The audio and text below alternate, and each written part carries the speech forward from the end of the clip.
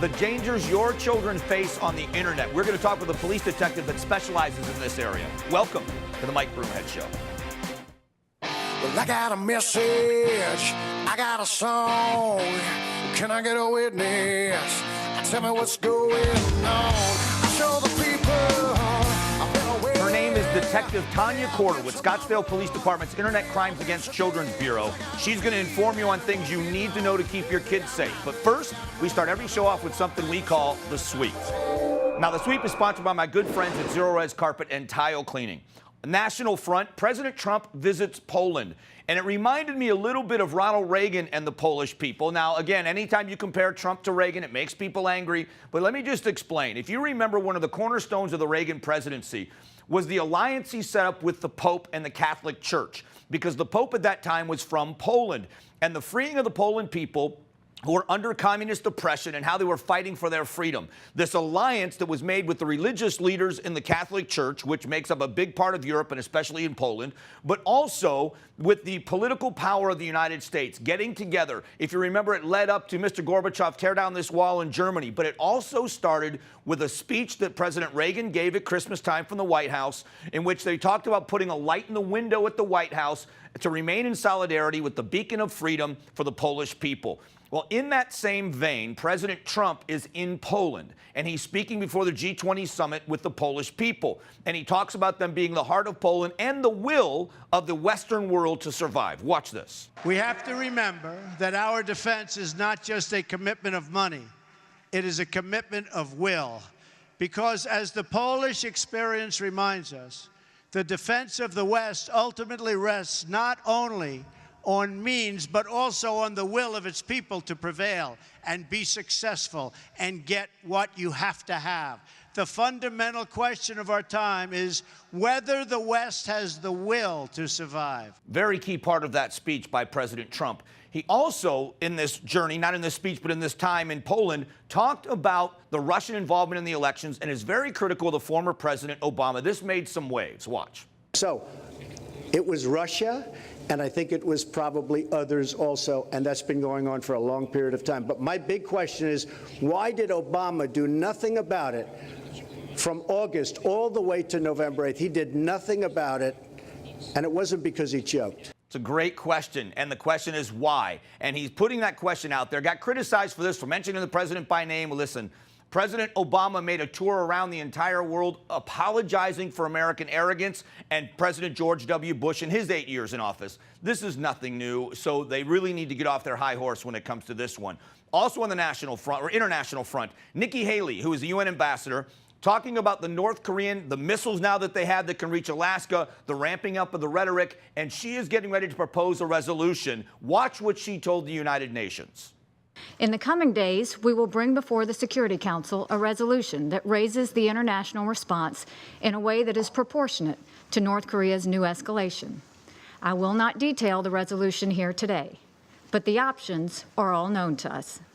If we are unified, the international community can cut off the major sources of hard currency to the North Korean regime. In truth, it is not only the United States and our allies that are threatened. North Korea's destabilizing escalation is a threat to all nations in the region and beyond. Their actions are quickly closing off the possibility of a diplomatic solution. Of course, the Chinese government and the talking about North Korea, the Russians talking about North Korea, taking their side and saying, let's not get hasty, make hasty, rash decisions. The fact of the matter is the North Koreans aren't going away, and telling the entire world that the United States is pushing the UN to get involved, but we will go alone if we have to, is the only way we're going to stop the North Korean aggression. Finally, nationally, Chris Christie, governor of New Jersey, once again using the power of his office and making people angry. It was kind of ridiculous, but on 4th of July, he was on a private closed beach and people got upset about it. Let's talk about the Goodwin fire in Prescott. Started June 24th, 93% now contained. Estimated, Thursday the 13th will have full containment. 28,500 acres were burned in this fire. So it was a big fire. Want to thank the firefighters, the hotshot crews. It's reminiscent of the Yarnell Hill fire and the 19 firefighters that were lost from that hotshot crew. We need to do something about the forest fires. We need to be able to thin the forest and get rid of all of this underbrush, because if we're not able to do that, we're going to have more people die, loss of property, and the loss of these beautiful forests. And lastly, in the state of Arizona, Michelle Reagan, our Secretary of State, reversed her position and will not hand over information to the Trump Commission like 45 other states are not going to do. So that's good news, keeping the privacy of the voter rolls here in the state of Arizona. We'll be back in just a minute with Tanya Corder. You're going to love her. She's got a lot of information for you. Before we do that, let me talk to you about the good people at Zero Res Carpet and Tile Cleaning. Do a fantastic job on carpet and on tile. If you've never had your tile professionally cleaned, you're going to not be able to believe what a great job the Empowered Water does. Your grout changes back to its original color. The tile looks brand new. Better for the fabric in your carpet. Without using soaps or chemicals, they clean as effectively. No residue left behind. They dry faster. They stay cleaner longer. Make sure you get on Zero Res schedule. They're going to do a great job for you. Next up, Tanya Corder, detective from Scottsdale PD. Stick around.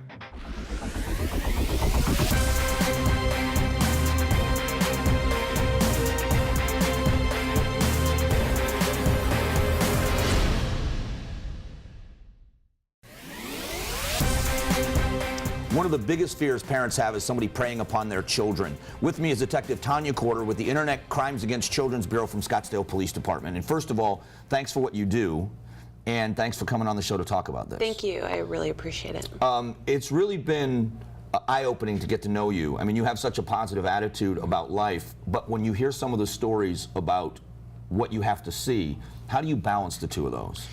I think I've been doing internet crimes for the last 11 years against children, and it's a struggle to keep the balance. You really have to maintain a healthy lifestyle, working out, eating right, and having a good group of supportive people that understand this job. What would shock people to know is going on? I mean, the average person knows that it exists, sex trafficking with children. We know about the pornography on the internet and downloading, but what would shock people here in Arizona to know that's happening? I think that a lot of parents believe that they have that "not my kid" syndrome. They believe that it's everybody else's kid. It's somebody else's problem. And realistically, when I do these presentations to kids as young as 8, 9, 10 years old, a lot of them are admitting to sexting. They're admitting to downloading these apps such as Snapchat and using them for sexting purposes. And I think overall, I don't think people truly understand the issue in Arizona that we have with child pornography. And so a lot of times kids are getting trapped by adults. One of the biggest fears I had with my girls was, you know, they're on Facebook, and back then it was even MySpace, and they think they're talking to some boy at another school across town, and it turns out to be a 40-year-old man that's just trying to get them to do things, and then bribing them with the pictures they send or things that they send them, right? Sextortion, and that's called sextortion, and that's been a huge problem. We're getting inundated with cases like that because you could be who you want to be online. You could be anybody you want to be. When I work undercover, part of our job is we work undercover. We go into chat rooms, we go onto Facebook, we go into Instagram, and suspects come to meet us believing that they're meeting a kid. So the same thing, the suspect will pretend they're a child, or they'll pretend they're somebody similar to the victim's age, and they'll start soliciting that child for nude images. And the child subsequently will send them, and then that's when the extortion starts. The suspect will start asking for the victim for more images, and if they don't comply, they'll either call their parents or they'll post them on their Snap story to show the other kids what they had done. Have they actually had criminals actually go through with that, where they're actually going to post pictures of these kids, or it's just an empty threat for the most part? No, Mike, this has been numerous cases, and that's a big problem. And that's the part, for me, I think that scares every parent, to think that a child gets in a position where they feel like, I've done something so bad that I can't tell my parents, and they end up doing something worse to try to cover up what they did the first time. And that's where what I want parents to know is get a contract with your child. Give your child the opportunity to make it safe for them to come to you, because there's many kids out there that get in way over their heads. And put yourself into a 10-year-old's body and go to your mom and dad and say, you're not going to believe what I did today. I just sent out some naked images and now I'm being extorted. It's very difficult for a kid to confide in their parent. They're worried that the parent's going to be angry. They're ashamed about their behavior. So these kids need a safe place to go and tell somebody. And my biggest fear is those images end up online. What is the punishment for the criminals, and what sentences do these punishments carry? It's like child pornography in the state of Arizona. If a suspect is caught with an image of a child being sexually exploited under the age of 18, they're looking at 10 years per image. Wow. Child luring is a class 4 felony, and that carries a lot of weight as well. But the child pornography, the exploitation of a minor, is a class 2 felony. And when you say people come to you, that's the scariest part to me, is that it's not like you have to have a bad kid that's out there looking for something. They just get people finding them and coming to them. It is good kids with too much technology and no filters on their phones. Oftentimes we don't have parents going through their cell phones to see what they're up to. Oftentimes these kids are on applications the parent has no clue how to work or understand. So you got good kids with way too much technology and not enough maturity to have these type of items. And that not my kid syndrome, as a parent thinks, well, my kid's safe and wouldn't do something like that, so they don't feel the need to be overly protective or watching over their child's shoulder, and that's dangerous. And I think a lot of parents want to give their kid that kite string and let that string loose and let their child grow and have some privacy. Those days are gone. The internet is a playground for predators, and our job is to make sure we keep our kids safe, but make sure they get a job someday. Right. I mean, make sure they get that scholarship someday. And kids are putting photos that they regret later on down the road. I saw you give a presentation recently at one of our events, and it was really eye-opening, and you talked about some solutions to this where parents can start working towards protecting their kids. So I'm going to take a quick break. When we get back, if you'll share some of the things. So now parents are thinking, now what do we do? How do we keep our kids safe? Or how do we know that our kids aren't doing this and just think that they won't? So we'll do that in the next segment. Tanya Corder is a detective with Scottsdale Police Department. She works with these internet crimes against children and give you some tips as a parent or a grandparent, if you have your grandkids over at the house, of things you can do to keep them safe from themselves many times. We'll be back.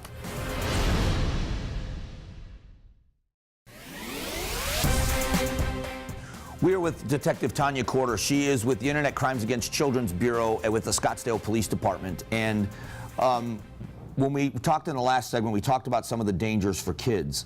How does a parent know? What kind of things can parents do to monitor their children? Just advice you can give them to make sure their kids are safe. It seems odd to me that we watch every move our kids make. We know who their friends are, their friends' parents, where they are, but then we put them on the internet and we send them to their room with the devices, and they're just being bombarded with dangerous people. So how do we protect them from that? The first thing you and I already talked about is have a contract. Have a list of things the kid can and can't do online. Put that computer in a public place, if possible, especially with the younger ones. The second thing is take that phone in the bedroom at night. Take it in your room, put it on the charging station, let that phone stay in your bedroom so you have an opportunity to go through the applications, learn how the products work, and let your kid have a good night's sleep, because nothing good happens after 9 o'clock on social media. So you say this about kids when you say younger ones. How young are you talking about? I mean, how young is this happening? I've had kids as young as 6 years old sexting. I think if you're allowing your child to have a cell phone, you need to put filters on the cell phone to make sure that they're not downloading applications without your permission. You need to, such as like YouTube. YouTube has no filters. There's kids YouTube out there that you could download onto the phone so the child doesn't have access to YouTube. Another thing that I was thinking about was look at the apps that you have with your cell phone providers. I know that Verizon, T-Mobile, AT&T, they all have apps that you could put on the child's phone that restrict the phone. It applies filters so the child can't access pornography. It can restrict language as well. So look at what different service providers have in regards to applications to keep your kids safe. One of the simplest pieces of advice I heard you give was to shut the router off if you have wireless internet, if you have Wi-Fi, to just shut the router off at night. Yeah, exactly. A lot of people don't know you can do that. And a lot of these routers now today, they already have that built into their product. And if you don't know how to do it, contact Best Buy, contact the Geek Squad, contact somebody, maybe an IT friend, to get that router turned off at 8 or 9 o'clock at night. Know your child's password. That's a big thing. It's very frustrating as an investigator when the parent comes to me and I ask the parent, what's the child's password? And they have no idea.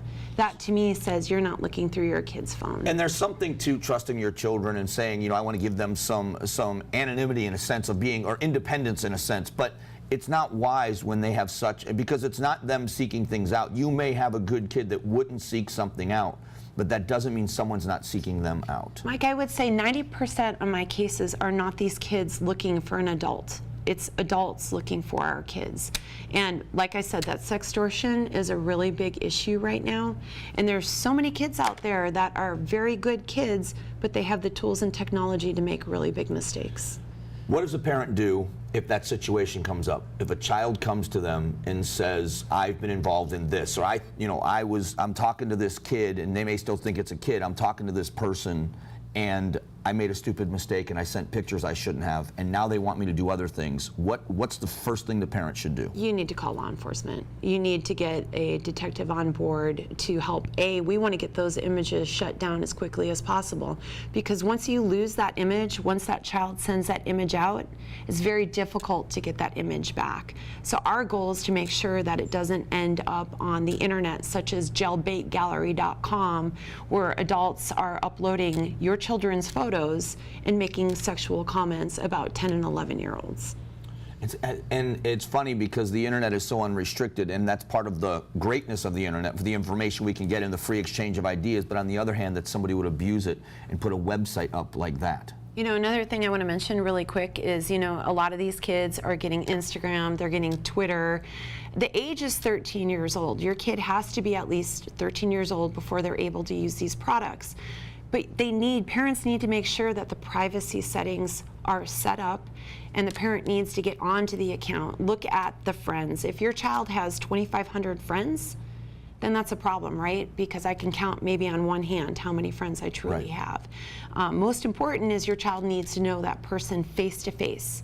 It can't be Johnny's cousin's sister that they've never met, because we don't know who Johnny's cousin's sister truly is. And you don't want to scare them so badly that they don't feel safe, but on the other hand, they've got to be a little bit more wise and not as trusting, because learning the hard way is what's more harmful than ever. So shut down the internet at night, take their phone, know their password, go through the apps. These are all very simple things that parents can do, but the most important is that contract, and that if a kid comes to you, don't freak out. You know, give them a safe place to say, I screwed up, maybe repercussions.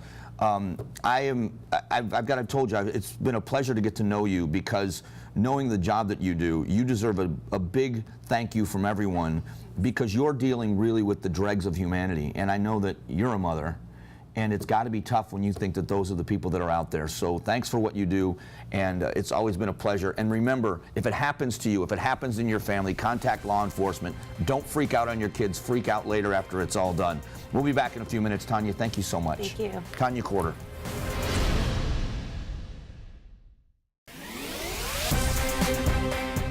Welcome back. It's time for one of my favorite parts of the show. We call it From Arizona for America. It's our way to congratulate and thank the fine Arizona men and women who have recently graduated from boot camp and are now serving in our country's military. So please join me in honoring Airman First Class Joshua Cohen from Mountain View High School in Mesa, Airman Michael Haas from Blue Ridge High School in Lakeside, and Airman First Class Michael Ritchie from Apache Junction High School. For a list of more of our friends and neighbors that are from Arizona for America, you can go to the Mike Broomhead page at aztv.com. We'll be back in a minute with Broomhead's Best and hashtag this. Don't go away.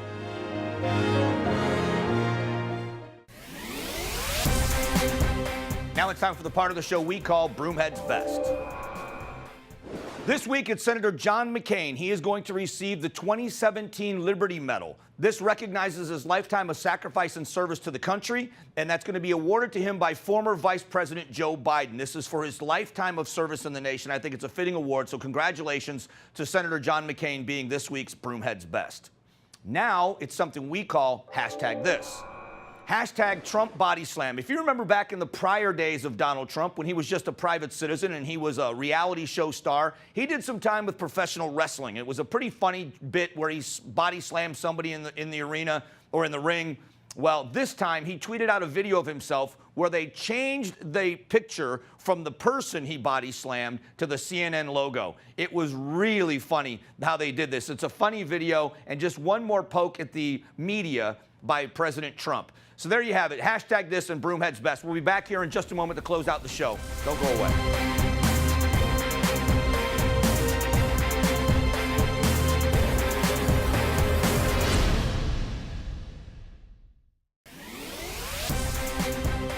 Before we close out the show, I want to talk about the forest fires that are happening in Arizona. We just know the Goodwin fire that just happened up in Prescott that is about 93% contained. The fact of the matter is these forest fires rage out of control because we don't do a good job because of EPA regulations of thinning the forest, cutting in fire trails, and getting rid of the fuel on the ground. When that Yarnell Hill fire happened and that crew was lost, largely because they were walking on the fuel that fueled those fires. The EPA regulations are ridiculous. The state of Arizona is capable. Look at the Apache land. If you go to the Apache land in northern Arizona, up in the White Mountains, you will see they don't abide by EPA regulation. They are a sovereign nation.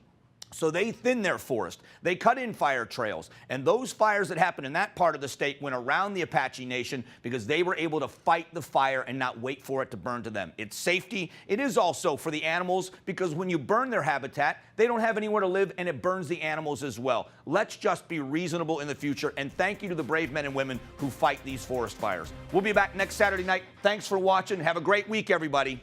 God bless. Get more of Mike Broomhead on Facebook, Twitter, and of course weekday mornings from 6 to 10 on News Talk 550 KFYI.